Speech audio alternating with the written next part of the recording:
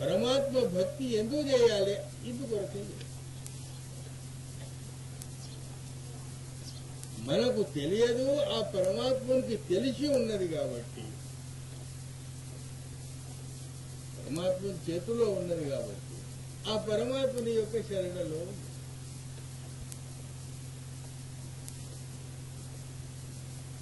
పరమాత్ముడు ఎక్కడ ఉన్నాడు, ఎట్లున్నాడు తెలవాలి కదా. పరమాత్ముడు ఎక్కడున్నాడు, ఎట్లున్నాడు, మరి ఆయనని ఎట్లు వెతుక్కోవాలి? ఇదో ప్రశ్న. పరమాత్ముడు అంతటా ఉన్నాడు, లేని జాగలే. పరమాత్ముడు లేని జాగలే అంతట్లో. ప్రహ్లాదుడు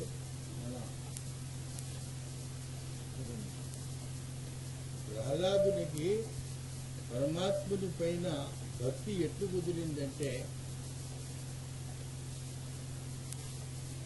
చిన్నప్పుడు ప్రహ్లాదుని యొక్క విద్యా గురువు చెప్పిండు, ప్రహ్లాద పరమాత్ముడు గిట్ట రక్షిస్తే ఎవ్వడు నిన్ను తప్ప,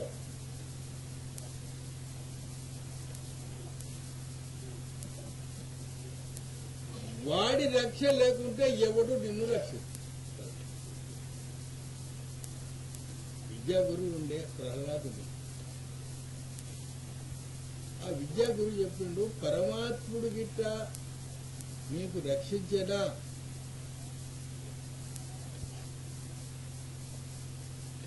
పరమాత్ముడు రక్షించినా నిన్ను ఎవడు ఏం చేయలేదు. పరమాత్ముని రక్ష లేకపోయినా అంటే ఎవడు నిన్ను రక్షిస్తాడు. ప్రహ్లాదుడు అన్నాడు, నాకు అర్థం కాలే. ప్రహ్లాదుని తీసుకుపోయి ఒక కుబ్బరం దగ్గర కుండలు చేసేటోడు. వాడన్ని మట్టి కుండలన్నీ చేసిన తర్వాత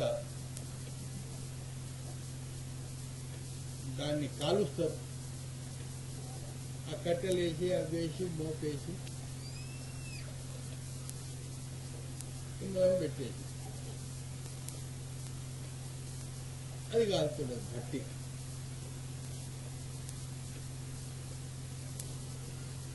అందులో ఆ కుబ్బరోని భార్య వచ్చానది, అయ్యా అయ్యా అయ్యా పిల్లి పిల్లి పిల్లలు లేరు అని.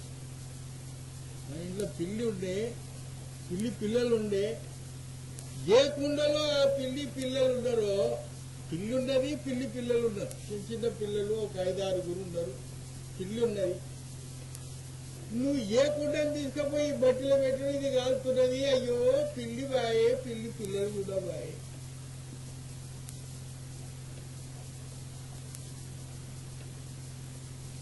నువ్వు ఆ కుండని తీసుకుపోయి అట్లా పెడుతుంది.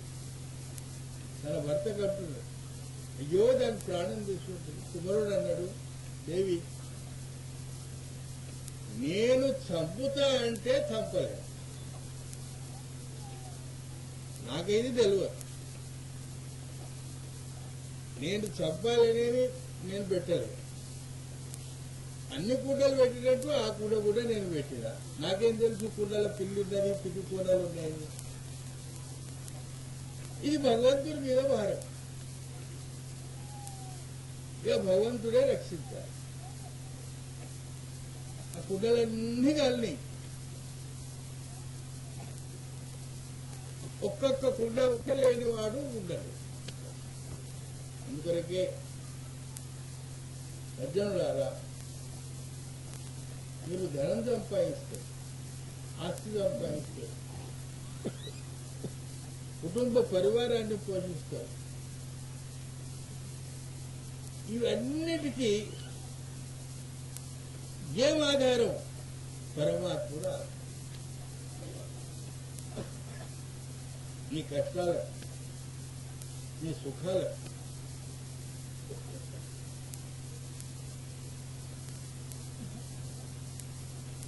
सुख में तो सब कोई सुमरन करे కష్టాలలో అందరు యాద్ చేస్తారు పరమాత్మని दुख में तो सब कोई सुमरन करे सुख में करे न कोई సుఖం వస్తే ముఖం కడగా తీరదు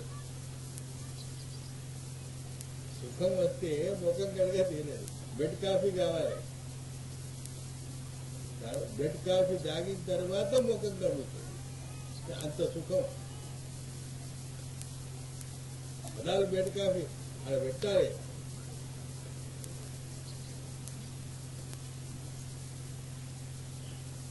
సుఖమే సుమరణ కరే సుఖంలోనే భగవంతుడిని యాద్ చేసినట్టయితే దుఃఖ కాహేకో అయ్యా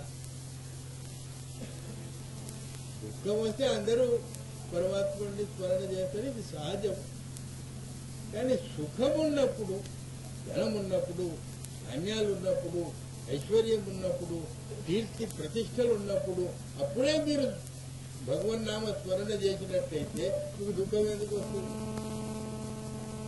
ఇవరికి మానవుల పైన పరమాత్మ భక్తి అవసరం హిందువులే గాని మహమ్మదీయులే గాని జైనులే గాని సిక్కులే గాని అందరికీ పరమాత్మ భక్తి అవసరం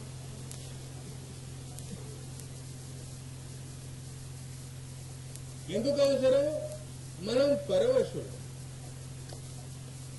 మన చేతిలో ఏమీ లేదు వేల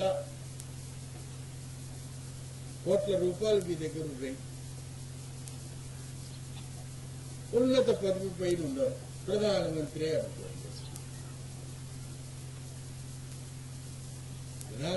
ప్రధానమంత్రి పదవి మీకు దొరికింది మంచిగా సైనికులు మీకు పెద్ద పెద్ద సాల్యూట్లు పెడతారు అది చచ్చినాక వస్తారా అశాశ్వతమా కాదా ఎంత ధనం సంపాదించినా గాని ఎన్ని యశకీర్తులు సంపాదించినా గాని ఎంత ఉన్నత పదవిలో ఉన్నా గాని ఒకసారి పోయేటి ప్రాణం పోయిందంటే పోయా ఇవి వనంబడి రావు ఏమొస్తుంది వనంబడి అశాంత జీవనంలో ఆ పరమాత్ముడి యొక్క పరిశోధన చేసి ఆయన చరణ సన్నిధానంలో వెళితే ఏ శుభకర్మ మనకుందో అది మళ్ళ జన్మలో మనకు వస్తుంది మన ఎంబడి వచ్చేది అదే పరమాత్మ భక్తి ప్రతి మానవుడు స్త్రీలైనా పురుషులైనా సుఖములున్నా కష్టములున్నా అందుకే పరమాత్ముణ్ణి సేవించాలి పూజించాలి ఆయన ప్రత్యక్షాకారమును పొందాలి ఒక విషయం పరమాత్ముడు ఎక్కడున్నాడని వెతకాలి పరమాత్ముడు ఎక్కడున్నాడయా ఎక్కడ పోయే అవసరం లేదు సంకల పిల్లగాడిని పెట్టుకొని నా కొడుకేడి అరే నీ సంకలనే ఉన్నాడు ఒక అమ్మ సంకల పిల్లాడిని ఎత్తుకున్నాడు నా కొడుకేడమ్మా అంటే అరే నీ పిల్లాడు నీ సంకలనే ఉన్నాడు పరమాత్ముడు ఎక్కడ ఉన్నావు ఓ గాడ్ వేర్ ఆర్ యూ నువ్వెక్కడ ఉన్నావు మంచిగా గుట్టలలో పోయి మీరు చెప్పండి పరమాత్మ నువ్వు ఎక్కడున్నావు ప్రతిధ్వని వస్తే నువ్వెక్కడున్నావు వస్తుందా లేదా घट में कर दर्शन गुरु के घट की महिमा ढूंढ मुझको अपने मन में ढूंढ मुझको अपने मन में मैं तो तेरे पास मैं न काशी हूँ न मथुरा मैं न गिरी कैलाश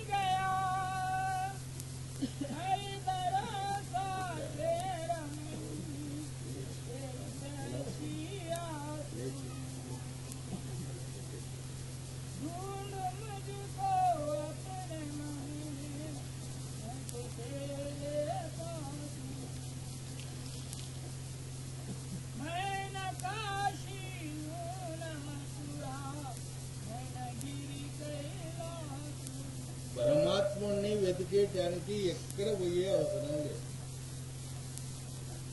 మీలోనే ఉన్నాడు పరమాత్మ. మీ హృదయంలో ఉన్నాడు, మీ ప్రాణాలలో ఉన్నాడు, మీ శరీరం అంతా ఉన్నాడు. కాశీకి పోయే అవసరం లేదు. కాశీకి పోతాం మనం ఎంతో శ్రద్ధ విశ్వాసంతో కాశీకి పోతాం. మరి కాశీలో ఉండేవాళ్ళు, ఆ కాశీలో ఉండేవాళ్ళు మనంత శ్రద్ధ వాళ్ళకు ఉండదు. వాళ్ళు ఎక్కడ పోతారు? రామేశ్వరం. వాళ్ళకు రామేశ్వరం, మనకేమో కాశీ.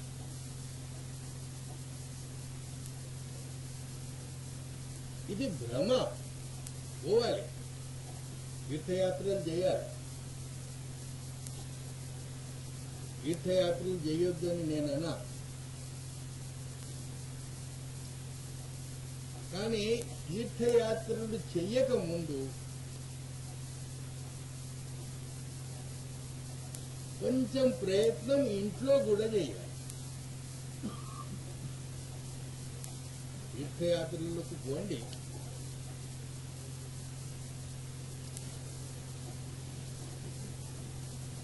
ఆ పరమాత్ముడు మనలో ఉన్నాడు కాబట్టి మనను మనము తెలుసుకోవాలి. మొదట తనను తాను తెలుసుకో. आपको आप पहचानो, कहा और का नेक नम्र. మొదలు మనిషి తనను తెలుసుకోవాలి. నీవెవరవు? ఈ అస్థి పింజరం మాంసం బొమ్మవు, నీవెవరవు? అని ఆ పరమాత్ముడు నీలో ఎక్కడున్నాడు? పరమాత్ముడు ఉన్నాడు, కాలపురుషుడు. మనలో కాలపురుషుడు కూడా ఉన్నాడు, మనలో పరమాత్ముడు కూడా ఉన్నాడు.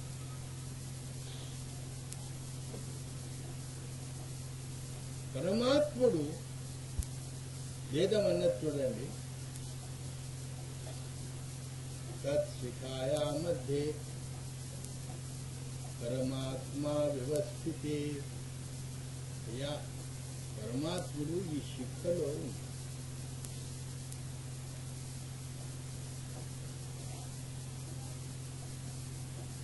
ఈ శిఖ, ఈ స్థానం పరమాత్మ ఉంది.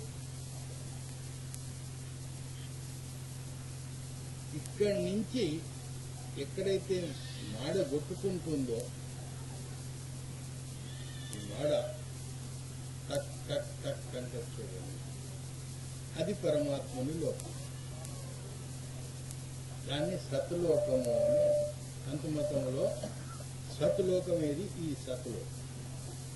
ఇగో ఇక్కడ పరమాత్ముడు, ఇక్కడ మన ఆత్మకు స్వాతంత్ర్యం ఇక్కడ ఉంది.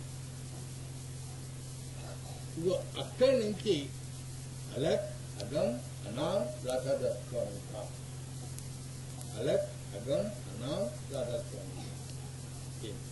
రాధాస్వామి మతంలో పరమాత్ముడు ఇక్కడ ఉన్నాడని. ఇక ఇక్కడి నుంచి ఏమైతుంది? ఒక ధార, పరమాత్ముని యొక్క చైతన్య ధార వెళుతుంది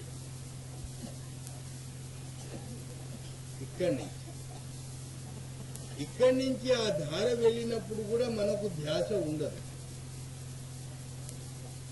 ఎప్పుడైతే ఈ సతులోకం వస్తుందో 3 ధారలు వెళ్తాయి. ఇడా, సుషుమ్న, పింగళ. ఇక్కడి నుంచి వైష్ణవులు తెల్లని బొట్లు పెట్టి నడుమ ఎర్రని బొట్టు పెడతారు చూడండి. ఆ ఎర్రని బొట్టు సుషుమ్న, ఆ తెల్ల బొట్లు ఇడా, పింగళ. ఈ ఇడా పింగళ మధ్యన ఈ ధార ఉంది. ఇక్కడ పరమాత్ముడు లేడు. మరి ఇక్కడ పరమాత్ముడు లేడంటే ఏమున్నది? పరమాత్ముని యొక్క విద్యు అంశం ఉంది. సముద్రం ఇక్కడ ఉంది. ఆ సముద్రంలో ఉండే ఒక చుక్క ఇక్కడ. ఆ చుక్కనే ఈ శరీరం అంతటా ఉంది.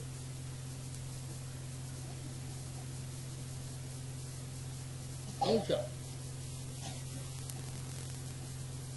ఇది ముందు తెలుసుకొని మరి ఆ పరమాత్ముని వెతికేయడానికి ఎట్లు వెళ్ళాలి? ఇదో ఊర్ధముఖంగా మార్గం ఉంది. అయ్యా, కింది నుంచి వెళ్ళి శరీరంలో ఆ ఒక చుక్క, పరమాత్ముని యొక్క చుక్క ఈ శరీరంలో ఉంది.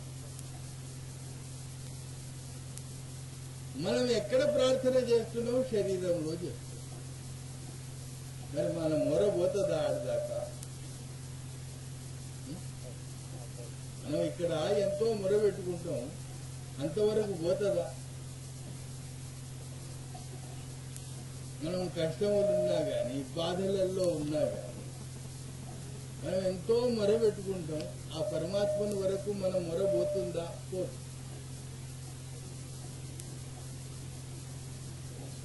ఇక్కడ వచ్చిన కిందికి వచ్చిన తర్వాత పొర మీద పొర, పొర మీద పొర, పొర మీద పొర, పొర మీద పొర, పొరలు ఉన్నాయి. ఏమి? అన్నమయ కోశం, ప్రాణమయ కోశం, మనోమయ కోశం, విజ్ఞానమయ కోశం, ఆనందమయ కోశం. ఈ పొరలలో పొరలు కప్పుకొని ఉన్నాయి. ఎన్ని కోశాలు? ఈ కోశాలుంటే పర్వాలేదు. మళ్ళీ ఏమున్నాయి? సతోగుణ ప్రభావం, తమోగుణ ప్రభావం, రజోగుణ ప్రభావం మన పైన పడుతుంది. ఈ సతోగుణ ప్రభావం, రజోగుణ ప్రభావం, తమోగుణ ప్రభావం పడ్డప్పుడు మన స్వభావము 25 ప్రకృతిలలో మారిపోతుంది. మనిషి దినానికి 24 గంటలలో 25 ప్రకృతులలో మాట్లాడుతున్నారు. పొద్దుగాలే ఒక తర ఉంటాడు, పగటికి ఒక తర ఉంటాడు, పొద్దుమీకి ఒక తర ఉంటాడు,